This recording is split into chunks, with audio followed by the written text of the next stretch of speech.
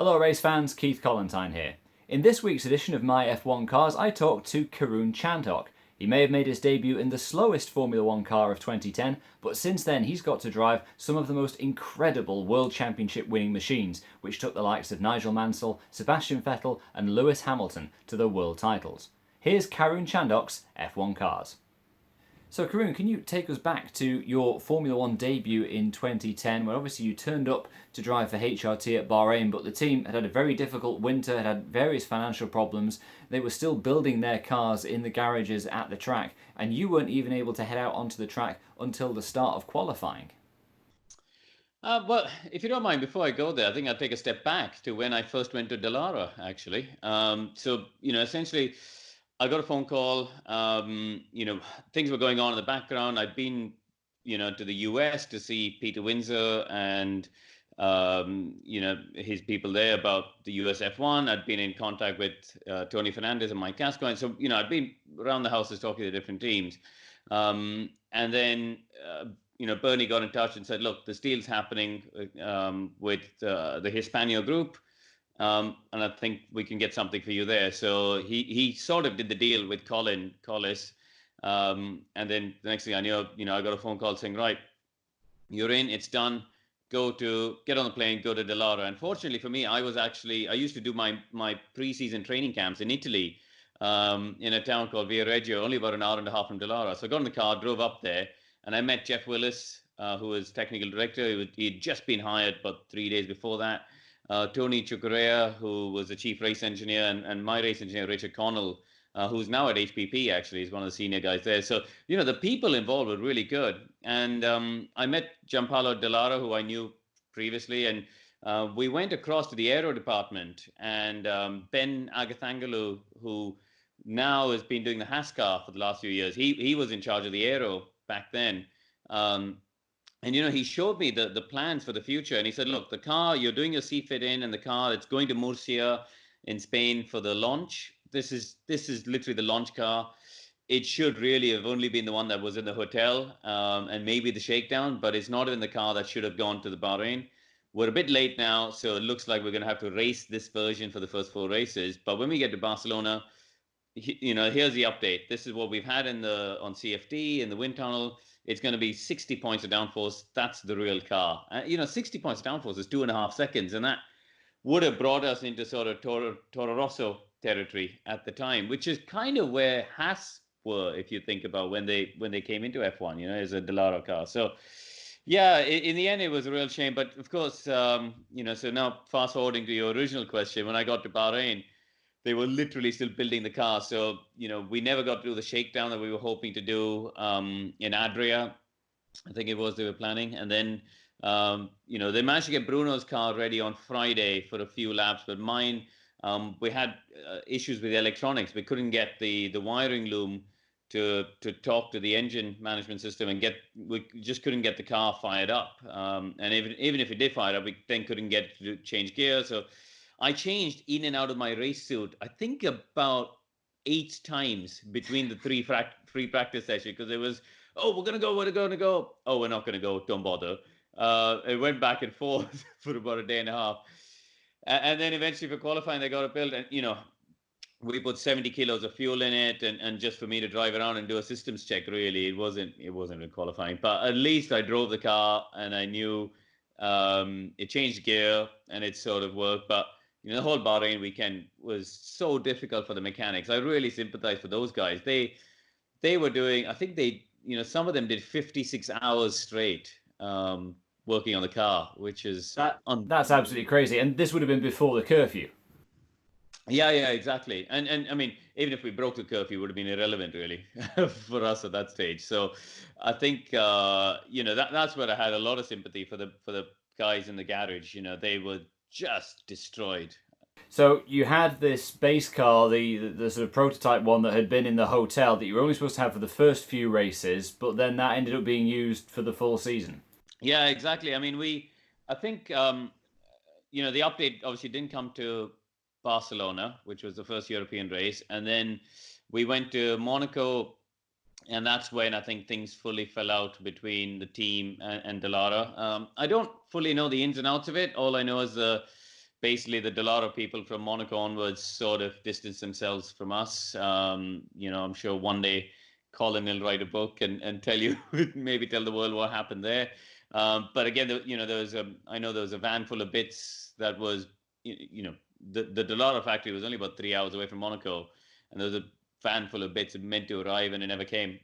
So as it turned out, that car carried on the entire season in effectively the launch spec, which was a shame. I think you mentioned that it was about 60 points of downforce that you could have brought to the car. I think Jeff Willis said that it was maybe around 130 to 150 points off what Red Bull had on their car that year, and also that the car had a few strange driving characteristics that you and Bruno discovered. What was it actually like at the wheel? To be honest, it wasn't actually too unbalanced. We managed to get a vague balance about it. The problem was just the lack of downforce, especially on the front end. We were max on the front flap all the time. And that's wrong, obviously.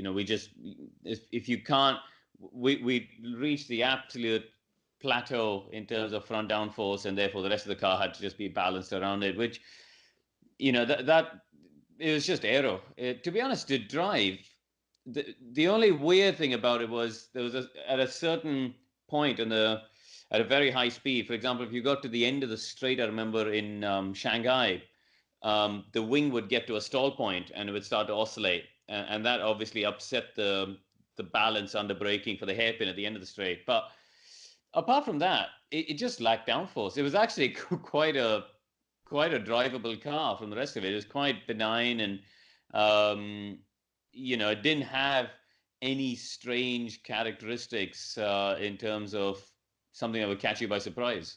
So you obviously gave the team its first finish. I think that was in Melbourne.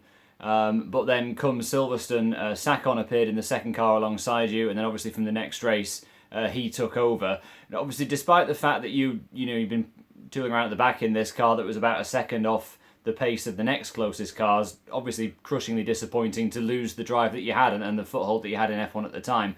But did that then help you get your step into Lotus the following year as the practice driver? Yeah, that's right. I mean, it was a tough situation because you could see the Hispania group weren't able to financially support the team. Sakon arrived with a significant budget, and basically the writing was on the wall. It was something that was beyond anything that I could ever put together. So yeah, he took over. It was, yeah, I guess I took the Lotus seat because I actually had a contract to do a certain number of races with Lotus in 2011, and because it was the first Indian Grand Prix. And for me, that was something that was going to be very special, which is why I took the option. I actually had two other options for 2011 to be a reserve driver with a number of Friday sessions lined up, but with no racing in a midfield team further up. And now when I look back at it in hindsight, because of the way things played out with Caterham Lotus at the time, and I ended up coming to an out of court settlement with Tony about it, because they basically, they didn't uphold what they were meant to do in the contract. But actually, in hindsight, I should have probably taken the Friday reserve seat with the midfield team, and that could have kept me in F1 for longer and potentially opened other doors further down. So that's, hindsight's 2020. You can't change that. So obviously, HRT, like Team Lotus that you went on to, were one of this group of new teams that came in 2010. You had the chance to drive that 2010 Lotus in testing, and then they brought the 2011 car, which was quite a bit of a step forward. They had the Renault engine, they had the Red Bull back end, they even had some exhaust blowing software, I think, which they tried to make work on the car. How was that car in comparison? And then obviously your last race appearance in the Nürburgring, how did that come about? So the Lotus was a big step forward from, I didn't actually drive the 2010 car in testing. I only drove it, I think, at Goodwood. So I didn't end up doing any of the preseason testing. So the whole year wasn't a fun one for me, if I'm honest. Being a reserve driver who does a Friday morning, you're sort of like that cheap spare bottle of champagne at a wedding, which nobody really wants to drink. And, it's the sort of spare part, nobody really pays enough attention to your opinions, from the Friday morning. You're just sort of there and they're just trying to get rid of you to tick a box. That's I don't think that's necessarily the case with every team, but that was certainly the case, in that environment. And it wasn't a healthy environment to be in. Jarno was struggling with the car. They had a steering system in there, which he just didn't get on with. Heikki was fine with it, and actually, I didn't find anything strange with it. But Jarno wasn't happy with it. I did a lot of simulator days. We had a deal with Red Bull to use a simulator, so I did a lot of sim days, working on the steering system, and we came up with a solution which we thought was better, but he still didn't get on with it. And then I think Tony got a bit frustrated at Silverstone as he was walking towards the grid at Silverstone. Cars had all gone, and we were walking down the pit lane to go to the grid, and he said to me, he says, "I'm going to put you in the car for Germany." And I sort of went, okay, wasn't expecting that. But so yeah, that's what happened. I think it was a bit of a, I don't know what it was. It was a bit of a play between him and Jarno at the time. I didn't know the full story, but sorry, my doorbell's going. But yeah, I ended up with the seat for Germany. It was tricky because although I'd done a bunch of Friday sessions before that, I'd never driven the car in the dry. It had rained, it rained in Turkey, it rained at Silverstone, somewhere else as well. I remember we had a wet session in Valencia, the gearbox broke. So by the time I actually drove the car, the Nürburgring, it was the first run I'd had in proper dry conditions. And qualifying was okay. I think it was just over half a second off Heikki, which was not bad. The one thing that caught me out were the brakes were very different to anything I'd driven before. I think they were, if I remember correctly, they were using the Carbon Industries brakes, and Heikki was using the Carbon Industries brakes, and I didn't get on with them at all. And brakes are something that's really personal. I think every driver has a real preference, and you'd often, even at teams like McLaren, I think they would have different materials because it's a very sensitive thing for driver feel. And it was only so all through Friday, I just flat spotted every set of tires. I just couldn't get on with it. And then on a Saturday, we switched to the Brembos, which I was more familiar with, and that was the first time I could actually relax and drive the car. The blown diffuser never really worked. We went to Kemble Airfield and did a bunch of straight line testing to try and get it to work, but at the time, I don't think they could ever really get the blown diffuser working properly, and that was frustrating for the team. They still ended up ahead of, I guess they were called Manor at the time before it became Marussia. I think they were Virgin turning into Marussia at that point in 2011. Yeah, possibly. But, as a car, it was still ahead of them, and it was still, obviously ahead of HRT. There were certain tracks, even with the HRT, to be honest, where I remember Canada, I managed to beat Timo in the race and had a decent race there. Valencia, I managed to beat Lucas and Bruno and have a good race there. So we were, the 2010 Hispania, we were still able to race with other people. I think Lotus 2011, Heikki and Jarno were sort of on their own, really not really racing anybody. But yeah, I did the one race in Germany, and then the internal politics. Lotus was a team it was a small team, but with all the politics of a big team. There were factions in between. There was, so and so didn't like so and so, and there was all these issues in the technical department, and it was a really strange atmosphere. And Tony was sort of dipped in and out because he was running an airline business, and this was his sort of, and then he had bought QPR, and then he had bought Caterham, and he had all these other things going on, and he sort of come in and like a whirlwind and make some decisions and then disappear again, and the whole thing became a really, really difficult management structure because there's, as I said, there were lots of factions in between. You said it was a difficult season. I'm slightly hesitant to bring this one up. It obviously got off to a particularly difficult start in Melbourne with the practice run and the incident. What happened there?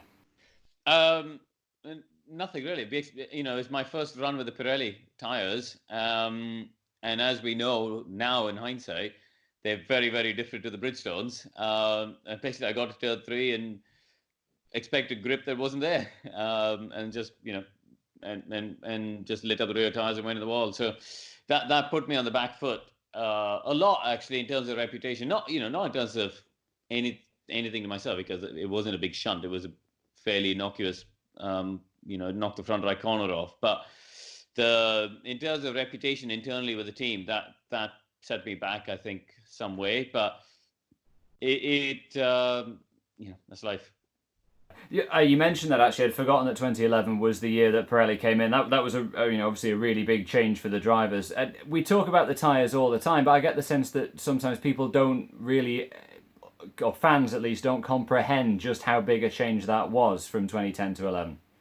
Yeah, and that's why, to my earlier point, when I got to the Nürburgring to do the race, in probably must have been July, I guess.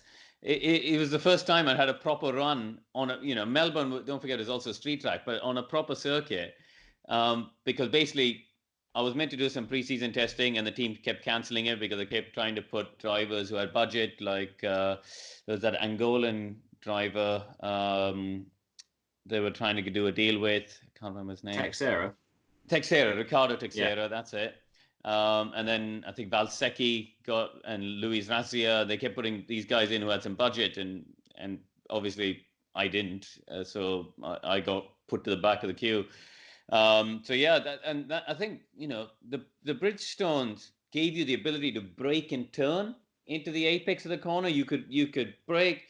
Even with the HRT, you could carry the brakes all the way into the apex and load up the front tires with lateral and longitudinal loads, which you couldn't do with the Pirellis. And that was a big change. Suddenly you had to really change the way you attacked the corner entry. Effectively, you couldn't attack the corner entry. And that was the same whether you were in a Red Bull or a Lotus. And I think that took a lot of getting used to. And I think, by the time I did a few more Fridays, I think when I got to Monza, I pretty much on the FP1 matched what the other driver was doing, what the other car was doing, apart from on straights for whatever reason. It must, I don't know if it was an engine map thing or whatever, but in all the corners it was the same.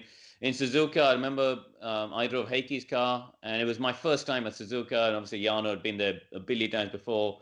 And the only place I lost to him was the entry to turn one. The rest of the lap, I was actually the same, if not quicker than him. So I was getting there despite no testing mid-season or no mileage. But and then at that point, obviously Tony then reneged on the contract, and that was the end of that. And you've been expecting to drive in India, and some others. Well, you've obviously you drove one of the back of the field cars in 2011, but you mentioned also that you drove the championship winning car that year, the Red Bull, the RB7. Did you get to really feel that one in anger and get a sense for what a front running car that year felt like in comparison to the Lotus? So it was actually much later. It was only a couple of years ago where Red Bull had needed to do a filming day, and they couldn't get, the race drivers weren't available. And obviously I'd been a Red Bull driver in the past. I always had a good relationship with Christian, and even with Helmut, I left on good terms, and they actually supported me with personal endorsement deals in the future, even when I left the Red Bull program. And Tony Burrows, who runs the sort of show car, demo car program, knows me well from that time, because he ran the test team when I was a Red Bull test driver. So they went, oh, we need a driver, and they called me up and asked if I could come down to Ricard and drive the car. And I think it was probably 2016, 2017, so quite recently. But it was still the car which had the blown floor and all the rear downforce, and obviously we were on demo tires. But I got to do a few good laps of Ricard. There was no mileage restriction because the cars were so out of date. So it was a really enjoyable experience, and it was the most nimble, agile race car I've ever driven. It had so much rear downforce and so much stability on the way in. I'm sure we didn't have the peak blown diffuser maps that they would have had when racing in period, but it was still working because that's the design of the car. And the Renault engine still had the blown engine overrun maps in it. It was just cool to experience what a great car from that era was, because they were so dominant. So obviously you've driven this broad sweep of racing cars. You've got, even back to the 60s, lots of cars from the 70s, a big range of cars from Williams heritage. Journalist with obvious question pops up and asks, what would be your highlight out of those? Which of those really stands out as a special or unique car for whatever reason? Um, I think if you're asking me about my across all the cars, so I've been lucky. I've driven 21 F1 cars by my most recent count. I think the most emotional experience was driving Mansell's FW14B from '92. That's the car I grew up. For anyone who was born in the '80s, that era of Formula One, Senna versus Mansell versus Prost, that was what we grew up watching. So, same as me. We're fanboys at heart, aren't we? That's the car I remember from my youth.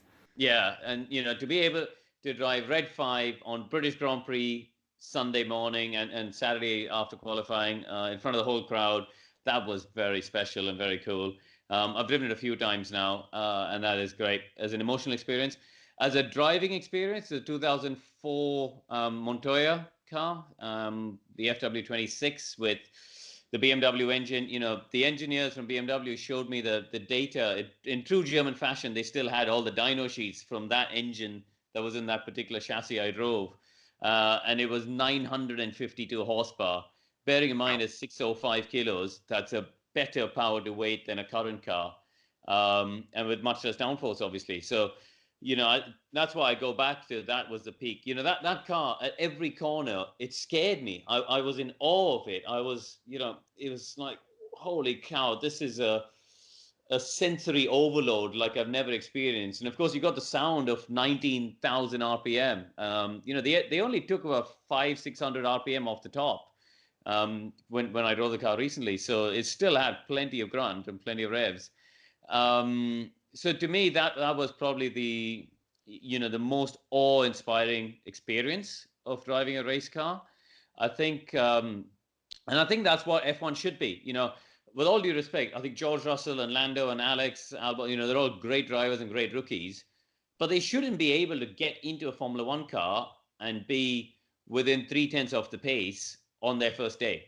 It should be a scary, terrifying experience like it used to be. The first day that you drive a car, it should be utterly terrifying in F1. And now I come to my third choice, which was the Mercedes, which to me was the most perfect race car I've ever driven. There was nothing to fault in it. There's no balance issues. Everything just worked. They had a solution for everything. If there was an imbalance, you could tweak a switch on the steering wheel. You had engine braking support. You had different, the diff settings the maps were perfectly made up. The brake balance maps were perfectly made up. Everything as a baseline was great, but then you had a solution, which you could tweak in the cockpit if you had any small issues, and that just made it such a perfect race car. I think in some ways it's taken away some of the challenge of what F1 should be, and F1 was, I think, in that early 2000s era. If I could just take you back to that 1992 Williams for a moment. Obviously, we think of cars from that era, and particularly those Williamses of 92 and 93, I know you've driven the 93 one as well, as being the real high-tech pinnacle of Formula One, because they had all these technologies, the active suspension or the ABS, that have subsequently been banned. But now, 28 years on, how sort of rudimentary or coarse does that kind of car feel to drive compared to the kind of Mercedes you just described that has like an answer for everything? So the 14B has got obviously fantastic electronics, and same with the 15C from '93. And the cars were so far ahead of its time, Keith. If you think about it, right? I think it was the first version of Windows. It was when the world was transitioning from DOS to Windows, and using that, they wrote the software for active suspension, traction control, blown diffuser, launch control, all of this software. And then in '93, as you say, it had individual pot braking to effectively give the car brake steer. It was so far ahead of its time in terms of the technology it had. And given the tools that the engineers had, I remember, Paddy Lowe did a lot of the active testing for Williams at the time. Obviously, Adrian did the design along with Patrick Head. But Paddy and Damon Hill and Mark Blundell were the ones doing the testing on it. And even the data was collected, the memory card was about the size of my phone. And that memory card held 1 megabyte of data. That's 1/3 of a photo now on our iPhones, right? I'm just telling you the computing technology they had to work with. And Paddy said to me, actually, the first version they had this sort of ream of paper in the side pod of the 13B, the 1990 car, which they use as a test tag. And the data was being written on this ream of paper. So if the car broke down on track, this thing would still be, the paper would still be churning out with the data being written, and they'd have to sort of scroll it back to find it. So what, they had a kind of printer inside the car? Basically, yeah, in the side pod, yeah. That's absolutely crazy. I've never heard that before. Yeah, I didn't either. I remember Paddy telling me this story, I think at Goodwood when he came down there one year. So yeah, it's extraordinary that they managed to make this technological marvel despite the limitation of tools that they had at the time. But the 14B, we still got the active works. You still feel the car moving, corner entry, and the way the front end dips to generate the rear downforce and the blown diffuser on power. All of it works beautifully well, and you can see why Nigel dominated that championship, really. Perhaps just one final question then, which kind of covers the whole area that we've been talking about. Obviously, we know now that Mercedes have got this dual active steering system that they want to run on their car this year. If and when we ever get the championship up and running, that's going to be banned next year as well. We've talked a lot about the development and the technology that has made Formula One what it is. Losing DAS and moving towards these simpler cars from 2022 and onwards, Formula One is in danger of getting away from that kind of technological pinnacle that we've been talking about over the past half hour. But I think the reality is that the world has changed a lot from the early 90s, hasn't it? I think people look at the past with rose-tinted glasses, and I'm guilty of that as well. I watched the '86 Australian Grand Prix that was on YouTube a couple of days ago, and everyone looks at that era being amazing, and the spectacle of it.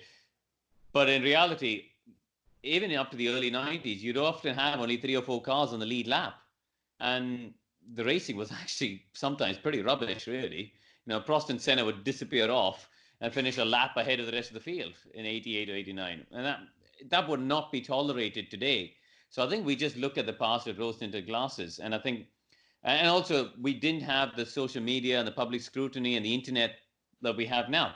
Everyone's an expert now, and everyone's got a blog, and everyone's an expert on giving their opinion on what F1 should and shouldn't be. I think the most important is we need to have at least 3 teams fighting for the championship. I think in any era, you don't need to have 10 teams fighting, but we need to have at least 3. Whichever era was the great years of F1 we've looked at. 97, you had multiple teams winning races. 86, you had multiple teams. You need to have multiple teams at least winning races and at least 2 teams going for the championship. Then you've got that dynamics of, does the number 2 driver come into play like Eddie Irvine or DC used to in the late 90s, and all that sort of stuff comes in. The politics of the on-track drama comes in. I think if we can have that, it's great. I think we need to improve the racing, which is what Ross and Pat Simmons and Nicholas Tombazis have all talked about with a new car. It's all about raceability. That's really important. So I think for me, I'm a purist, and I believe F1 should, of course, be the pinnacle of technological development. But equally, I'm a pragmatist, and I realize the need right now is to improve racing and to make sure we have more teams competing for the World Championship. Thanks very much for watching. For more in our My F1 Cars series, head over to racefans.net now. And don't forget to subscribe to our YouTube account for our latest F1 videos.